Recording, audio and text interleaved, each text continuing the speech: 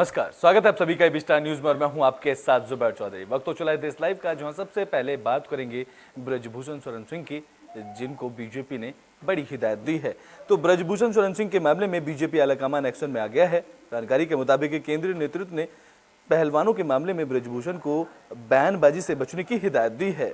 जहां हाईकमान के निर्देश पर ब्रजभूषण सिंह शरण ने 5 जून को होने वाली प्रस्तावित रैली भी रद्द कर दी है, जहां बीजेपी ने ब्रजभूषण से रैली न करने के लिए कहा था। दरअसल पहलवानों ने यौन शोषण के आरोपों से घिरते हुए भारतीय कुश्ती महासंघ के अध्यक्ष ब्रजभूषण शरण सिंह से 5 जून को अयोध्या में जनचेतना रैली का आह्वान किया गया था, लेकिन बीजेपी सांसद ब्रजभूषण ने इस रैली में 11 लाख लोगों के उनके समर्थन में आने का दावा भी किया था। जहां शुक्रवार को एक फेसबुक पोस्ट के जरिए उन्होंने रैली को रद्द करने की घोषणा की है। बता दें कि महिला पहलवानों के आरोप सामने आने के बाद यह फैसला किया गया है, जहां ब्रजभूषण के खिलाफ 2 एफआईआर की गई हैं। पहली एफआईआर बालिग पहलवानों के आरोपों से जुड़ी है और दूसरी नाबालिग रेसलर्स के आरोपों से आधारित है, जहां भारतीय कुश्ती महासंघ के अध्यक्ष ब्रजभूषण शरण सिंह के खिलाफ आंदोलन कर रहे पहलवानों का विपक्षी पार्टियां तो खुलकर समर्थन ही कर रही थी, लेकिन अब बीजेपी के अंदर से ही उनके लिए आवाज उठाने लगी हैं। जहां महाराष्ट्र से बीजेपी सांसद प्रीतम मुंडे ने पहलवानों के समर्थन में बयान दिया है, जहां प्रीतम मुंडे ने कहा है कि जब कोई महिला इतनी गंभीर शिकायत करती है तो उसे बिना किसी शक के सच माना जाना चाहिए। जहां बीजेपी सांसद ने कहा है कि यह कोई भी सरकार या पार्टी हो सकती है। मेरा मानना है कि अगर इस स्तर के बड़े आंदोलन पर ध्यान नहीं दिया जाता है तो ये सही नहीं है, इसे अनदेखा नहीं किया जाना चाहिए। वो बातचीत से ऐसे मामले को समाधान करें, उनकी गिरफ्तारी हो, और नहीं तो 9 तारीख में इन बच्चों को वहां पे जंतर मंतर पे बैठाने लेकर जाएंगे। ठीक है जी, ये फैसला हो यार, हम पूरे देश भर में पंचायत करेंगे। राष्ट्रपती महिला खासदार म्हणून नाही तर जन्माने एक महिला असल्याबद्दल माझं निश्चित हे मत आहे की कुठल्याही महिलेची अशी जेव्हा तक्रार येते तेव्हा त्याची दखल घेतली गेली पाहिजे। दखल घेऊन त्या तक्रारीविषयी व्यवस्थित त्याची तपासणी करून ती योग्य आहे की अयोग्य आहे एखाद्या चौकशी समितीने म्हणा किंवा ज्यांना कोणाला अधिकार असतील त्यांनी त्याच्याविषयीचा निर्णय घ्यावा, परंतु दखल घेतली गेली पाहिजे। याद नहीं बचा है, सबने हमें आशीर्वाद दिया और रैली को हमने सुरक्षा कारणों से कह सकते हैं हमने स्थगित किया है, और लेकिन फिर भी हम स्वागत करते हैं जिन्होंने मेरा साथ दिया। आपका भी। तो शिवाजी महाराज के राज्य अभिषेक के 350 साल पूरे होने पर प्रधानमंत्री नरेंद्र मोदी ने बयान दिया। तो प्रधानमंत्री नरेंद्र मोदी ने छत्रपति शिवाजी महाराज के राज्य तिलक के 350 साल पूरे होने पर देशवासियों को संबोधित किया, जहां पीएम मोदी ने कहा कि छत्रपति शिवाजी महाराज ने गुलामी की मानसिकता खत्म की है। जहां शिवाजी महाराज ने हमेशा भारत की एकता और अखंडता को सर्वोपरि रखा है और आज एक भारत श्रेष्ठ भारत के विजन में शिवाजी महाराज के विचारों का ही प्रतिबिंबित देखा जा रहा है। जहां पीएम मोदी ने कहा है कि छत्रपति शिवाजी महाराज का राज्य अभिषेक दिवस नई चेतना, नई ऊर्जा लेकर आया है। जहां छत्रपति शिवाजी महाराज का राज्य अभिषेक उस कालखंड का एक अद्भुत और विशिष्ट अध्याय है, जहां राष्ट्रीय कल्याण और लोक कल्याण उनकी शासन व्यवस्था के मूल तत्व रहे हैं। पीएम मोदी ने आगे कहा है कि सैकड़ों सालों की गुलामी के देशवासियों से उनका आत्मविश्वास छीन लिया था। ऐसे समय में लोगों ने आत्मविश्वास जगाना कठिन कार्य है, जहां उस दौर में छत्रपति शिवाजी महाराज ने न केवल आतंककारियों को मुकाबला किया और बल्कि जनमानस में भी ये विश्वास कायम किया कि वह स्वयं राजा हैं। वर्ष पूर्व जब छत्रपति शिवाजी महाराज का राज्याभिषेक हुआ था तो उसमें स्वराज की ललकार और राष्ट्रीयता की जय जयकार समाहित थी। उन्होंने हमेशा भारत की एकता और अखंडता को सर्वोपरि रखा था। आज एक भारत श्रेष्ठ भारत के विजन में छत्रपति शिवाजी महाराज के विचारों का ही प्रतिबिंब देखा जा सकता है। साथियों, इतिहास के नायकों से लेकर आज के दौर में नेतृत्व पर रिसर्च करने वाले मैनेजमेंट गुरुओं तक हर युग में किसी भी लीडर का सबसे बड़ा दायित्व होता है कि वो अपने देशवासियों को मोटिवेटेड और कॉन्फिडेंट रखे। आप छत्रपति शिवाजी महाराज के समय देश की परिस्थितियों की कल्पना कर सकते हैं। सैकड़ों वर्षों की गुलामी और आक्रमणों ने देशवासियों से उनका आत्मविश्वास छीन लिया था। आक्रमणकारियों के शोषण और गरीबी ने समाज को कमजोर बना दिया था। हमारे सांस्कृतिक केंद्रों पर हमला करके लोगों का मनोबल तोड़ने की कोशिश की गई। ऐसे समय में लोगों में आत्मविश्वास जगाना एक तो ब्रिटेन में बात कर लेते हैं राहुल गांधी की, जहां अमेरिका में राहुल गांधी ने भारतीय लोकतंत्रता को लेकर बयान दिया है। कांग्रेस नेता राहुल गांधी ने बीते 3 दिनों से अमेरिका दौरे पर हैं। यहां वे लगातार पीएम मोदी और केंद्र सरकार पर हमला बोल रहे हैं। अपने ताजा बयान में राहुल गांधी ने कहा है कि भारत में लोकतंत्र का होना दुनिया के हित में है और अगर भारतीय लोकतंत्र तबाह हुआ तो इसका असर पूरी दुनिया पर होगा। राहुल गांधी ने यह भी कहा है कि भारत में लोकतंत्र का तबाह होना अमेरिका के भी हित में नहीं है। जहां कांग्रेस नेता ने कहा है कि यह भारत का आंतरिक मामला है और वे इसके लिए लड़ाई लड़ते रहेंगे। इस लड़ाई के लिए उन्होंने कहा है कि हम समर्पित हैं और हम इस लड़ाई में जीतेंगे भी।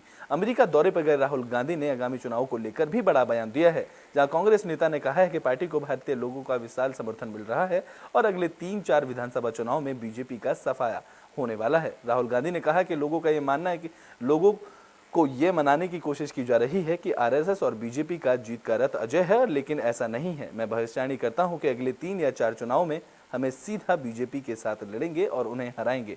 जहां अपने अमेरिका के दौरे पर तीसरे दिन वाशिंगटन डीसी के नेशनल प्रेस क्लब में राहुल गांधी ने केंद्र पर कई तरह के आरोप भी लगाए हैं और उन्होंने कहा है कि भारत में संस्थानों और मीडिया को सत्ता से कब्जे में ले लिया गया है। जहां राहुल गांधी ने यह भी कहा है कि वह पहले ऐसे व्यक्ति हैं जिन्हें मानहानि के मामले में सबसे बड़ी सजा दी गई।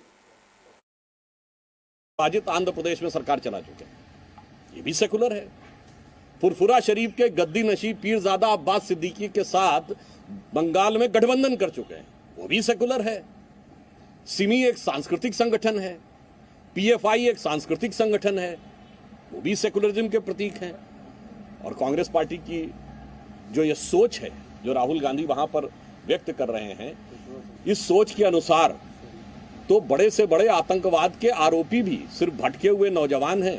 ओसामा जी है, हाफिज साहब है, इशरत बेटी है, जाकिर नायक शांति का मसीहा है, बुरहान वानी भटका नौजवान है, अफजल गुरु हालात का मारा है और याकूब मेनन की जुडिशियल किलिंग है। तो मुझे लगता है No, I think the fact that there is a weakening of press freedoms, this is not hidden. I mean, everybody knows it. It's apparent in India. The rest of the world can see it.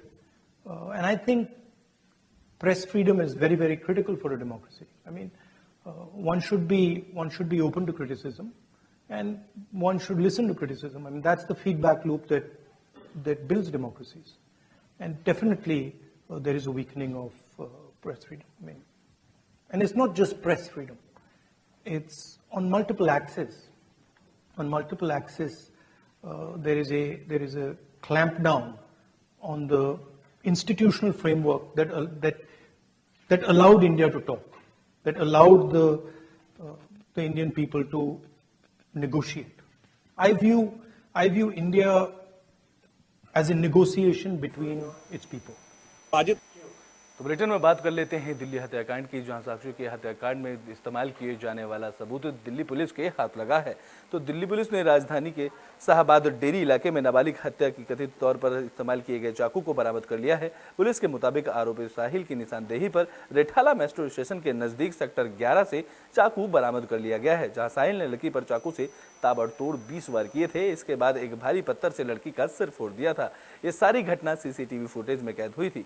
Police के एक senior अधिकारी ने बताया कि अदालत में आरोपी की पुलिस हिरासत में 3 दिन बढ़ा दी है, जहां फिर से पूछताछ की गई है और उसकी निशानदेही पर अपराध में इस्तेमाल हथियार बरामद कर लिया गया है। उन्होंने बताया कि साहिल का बाकी लोगों से भी आमना सामना कराया गया है, क्योंकि वह बार बार अपना बयान बदलता था। जहां मृतका के 3 दोस्त भावना, अजय और झबरू और नीतू से अलग से पूछताछ की गई है, जिसके लेकर उनके बयानों का भी मिलान किया गया है।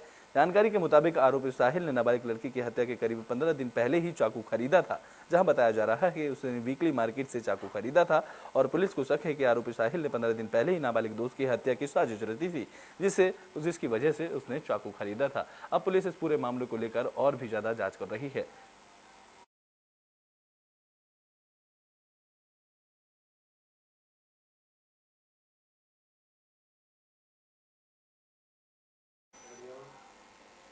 तो बुलेटिन में बात कर लेते हैं मणिपुर की, जहां गृह मंत्री अमित शाह के दौरे के बाद 140 हथियार सरेंडर किए गए हैं।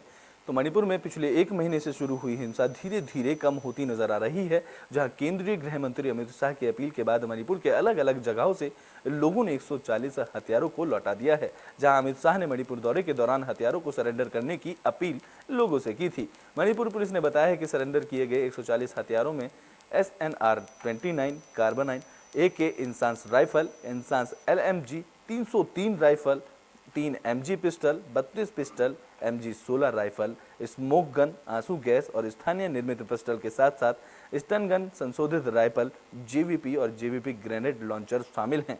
जहां अमित शाह ने अपने दौरे में कहा था कि अगर सरेंडर नहीं किया तो केंद्र सरकार की तरफ से एक्शन लिया जाएगा। उन्होंने 3 दिनों तक हिंसाग्रस्त क्षेत्रों का दौरा किया, जहां राज्य के कैबिनेट मंत्रियों समेत हर समुदाय के साथ उनकी बैठक हुई थी। इसके साथ ही गृह मंत्री ने सभी लोगों से शांति बनाए रखने की अपील की थी, जहां उन्होंने कहा था कि अफवाहों पर कतई ध्यान न दिया जाए। अब राज्य में स्थिति ठीक होती नजर आ रही है, जहां उनके इस बयान के बाद लोगों ने बड़ी संख्या में हथियार सरेंडर किए हैं।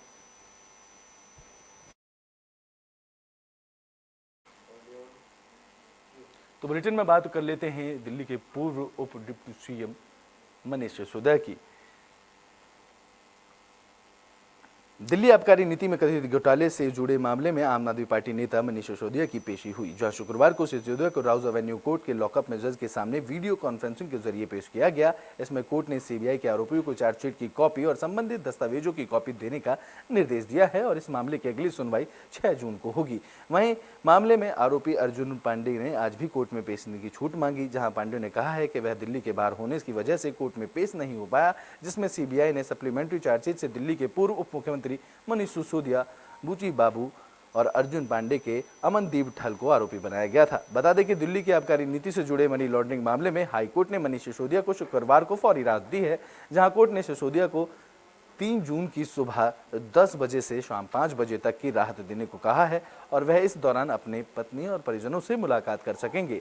इसके साथ ही कोर्ट ने अंतरिम जमानत पर फैसला सुरक्षित कर लिया है, जहां हाईकोर्ट ने शर्त लगाते हुए मनीष सिसोदिया को इस दौरान मीडिया से बात नहीं करने की हिदायत दी है। उन्होंने कहा है कि वह सिर्फ अपने परिवार से ही बात कर सकते हैं और परिवार से ही मिलने की इजाज़त उन्हें दी गई है। इसके अलावा कोर्ट ने कहा है कि वो मोबाइल और इंटरनेट का इस्तेमाल नहीं कर सकेंगे, जहां अदालत ने सिसोदिया को पत्नी के मेडिकल रिपोर्ट शनिवार शाम तक को जमा करने के लिए कहा है और साथ ही पुलिस हिरासत में ही उनसे मिलने के लिए कहा गया है। दरअसल मनीष सिसोदिया ने पत्नी की सेहत का हवाला देते हुए जमानत की मांग की थी।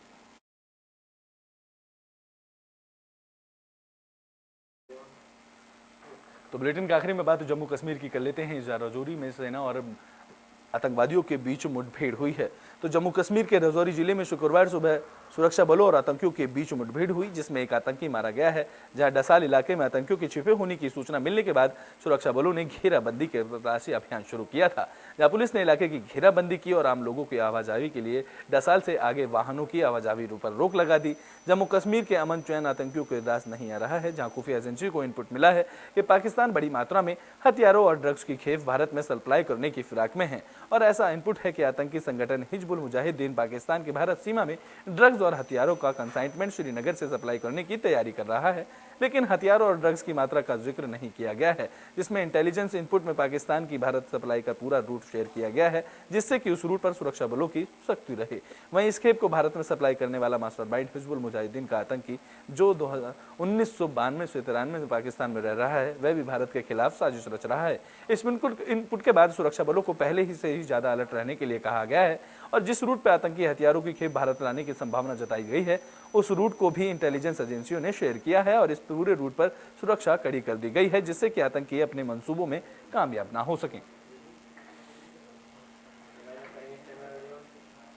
देश लाइव में अभी के लिए बस इतना ही। देश और दुनिया की तमाम खबरों के लिए देखते रहें AB स्टार न्यूज।